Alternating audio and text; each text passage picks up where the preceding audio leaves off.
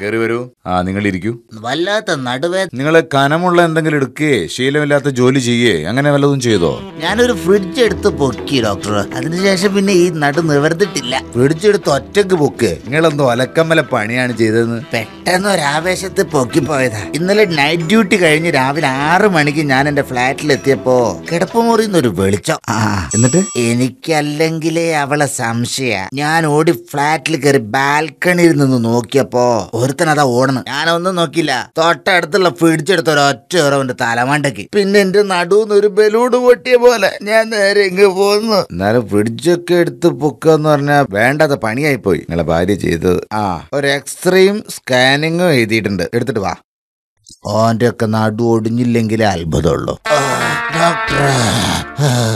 എന്താ കേറി വാ. ഇതെന്ത് പറ്റിയടോ? മൊത്തം പരുക്കാണല്ലോ. ഇവിടെ ഇരിക്കും. പറഞ്ഞാ ചിലപ്പോ ഡോക്ടർ വിശ്വസിക്കൂല. ഞാൻ വിശ്വസിക്കും. എന്താ നിങ്ങൾക്ക് വിശ്വാസല്ലേ? എന്റെ തലയില് ഒരു ഫ്രിഡ്ജ് വീണ് ഡോക്ടറെ. ഫ്രിഡ്ജ് തലയിൽ വീഴേ? നിങ്ങൾ എന്ത് വർത്താനം പറയണത്? ഞാൻ പറഞ്ഞത് എന്റെ ഡോക്ടറെ, രാവിലെ 6:30 ട്രെയിനിന് കണ്ണൂർക്ക് പോകാൻ വേണ്ടി ഞാൻ എന്റെ ഫ്ലാറ്റിൽ നിന്ന് ഇറങ്ങിയതാ. പെട്ടെന്നൊരു ഫ്രിഡ്ജ് വന്ന് തലയിൽ വീണ്. ഓ അപ്പൊ അതാണ് കാര്യം. നിങ്ങൾ കൊട്ടാര റോഡിലെ ഫ്ലാറ്റിലല്ലേ താമസിക്കുന്നത്? അതെ.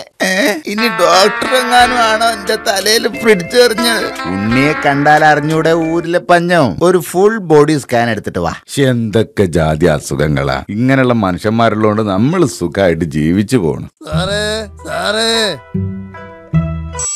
ഇതെന്തായിട്ടാണാവോ? ഇതെന്തായതാടോ? നമ്മക്ക് അല്ലറ ചില്ലറ മോശനക്കാണ് തൊഴില്. ഇന്നലെ മോശനത്തിന് ഫ്ലാറ്റിൽ കയറി കൊറേ മെനക്കെട്ട് ലോക്കർ തുറന്നപ്പോ അത് കാലി. അപ്പോഴത്തേക്കും നേരം മുരളിയും ചെയ്തു. ഏതായാലും കേറിയ സ്ഥിതിക്ക് ഒന്നും എടുക്കാണ്ട് ഇറങ്ങിയാല് കള്ളന്മാർക്കൊരു സീനാണ്.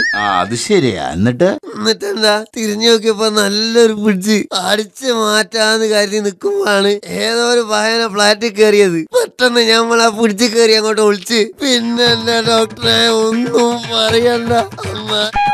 വന്ന് പിടിച്ചെടുത്തൊരൊറ്റൊരാൾ താഴോട്ടുള്ളൂ. 3ാമത്തെ നിലയിൽ താഴെ കിടക്കുന്നതായ പടച്ചോനെ.